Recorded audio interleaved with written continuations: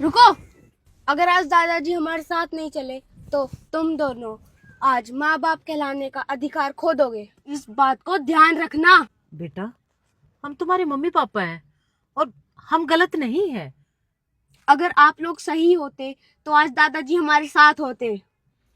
बेटा, हम भी तुम्हारी तरह दादाजी से बहुत प्यार करते हैं। अगर तुम प्यार करने वाले होते तो दादाजी को छोड़ते ही नहीं। बेटा गुस्सा मत करो, चलो आओ दादाजी को लेकर आते हैं। गलती मैंने नहीं तुम लोगों ने की है। तुम जाके लेके आओ दादाजी को। चलो आओ।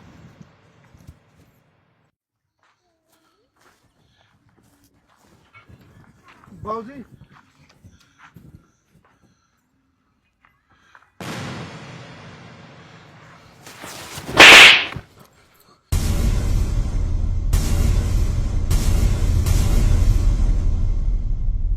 कौन बाबूजी?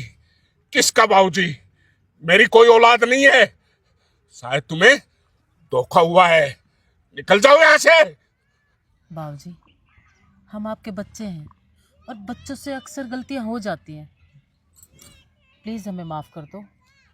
गलती को माफ किया जा सकता है, लेकिन जो तुमने कर्म किया है मैं उसको जिंदगी में नहीं भुला सकता।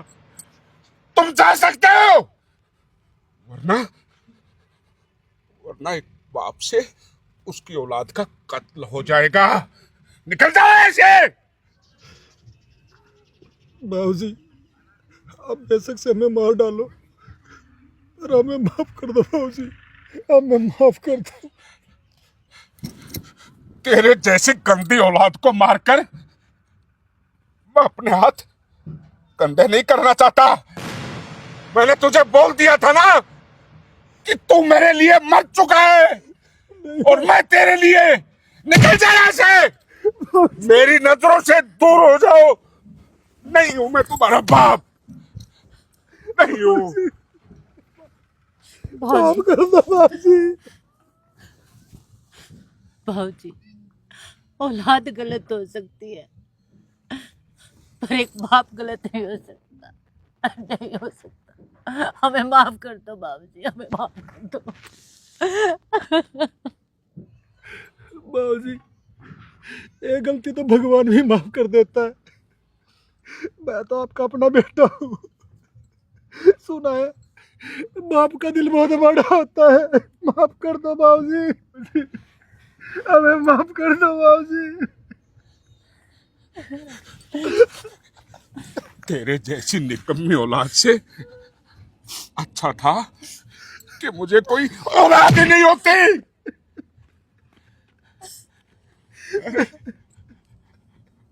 वो माँ बाप उस दिन टूट जाते हैं जिस दिन तुम्हारी जैसी निकम्मी औलाद उनके घर में पैदा होती है।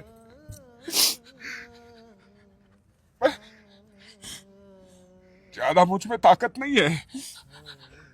तुम लोगों के आगे हाथ जोड़ता हूँ। नहीं बाबूजी, नहीं मुझे नहीं बाबूजी, मुझे अपनी जिंदगी जीने लेते हो। बाबूजी, चले जाओ यहाँ से, चले जाओ। बाबूजी। नहीं देखना चाहता मैं तुम लोगों को। मर चुका हूं मैं।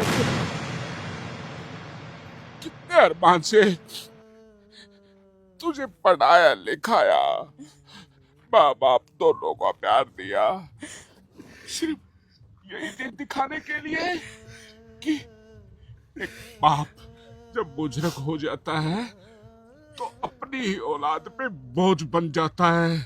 तो अब बोझ नहीं बनना चाहता। मुझ में इतनी ताकत है कि मैं खुद कमा के खा सकता हूँ। अरे तुझे तो करा होना चाहिए कि तुम्हारा बाप कहीं रोड पे भीख नहीं मांग रहा, मेहनत का खा रहा है। मुझे मेहनत के खाने दो, तुम्हारी कमाई नहीं चाहिए। कुछ नहीं है मेरे पास तुम्हारे को देने के लिए। निकल जाओ, निकल जाओ। बाबूजी, अब आपको लिए बगैर घर नहीं जाएंगे। प्लीज घर चलो ना।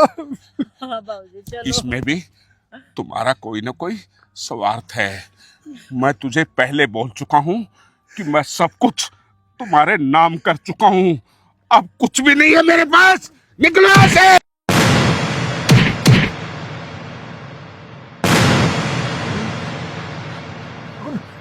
बेटा दादा दादाजी हरगुन, हरगुन, ये आप भी। तुझे चोट तो नहीं लगी? नहीं तू ठीक है बेटा? दादाजी मैं तो ठीक हूँ पर आप यहाँ ठीक नहीं हो।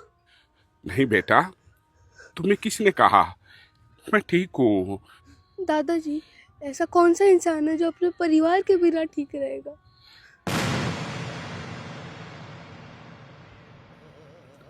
ठीक कहा हरगुन तूने। तू इतना छोटा हो के इतनी बड़ी बड़ी बातें कहाँ से सीखी तूने? ठीक कहा तूने। कोई भी इंसान अपने परिवार से अलग कभी भी ठीक नहीं रह सकता। लेकिन हरगुन, मैंने परिवार के बिना जीना सीख लिया है बेटा, सीख लिया है।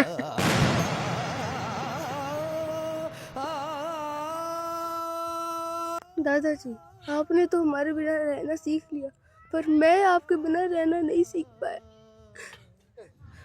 दादाजी आपको मेरी कसम आप घर चलो। हरगुन बेटा, तुम्हारी सभी बातें ठीक है, लेकिन मैं तुम्हारे साथ घर नहीं जाऊंगा, नहीं जाऊंगा। तो ठीक है दादाजी, नहीं जाऊंगा इनके साथ, आपके साथ यहाँ पे ही रहूंगा। नहीं हरगुन बेटा। अरे जोगी काका, बच्चे तो भगवान का रूप होते हैं। आप अपने पोते की बात मानकर इसके साथ चले जाइए ना। जोगी भाई, बुजुर्ग तो बच्चों के लिए भगवान के समान ही होते हैं और भगवान जो है ना, बड़े से बड़ा गुनाह भी माफ कर देते हैं। तो आपसे प्रार्थना है इन बच्चों के लिए आप घर चले जाएं। बाबूजी घर चलो।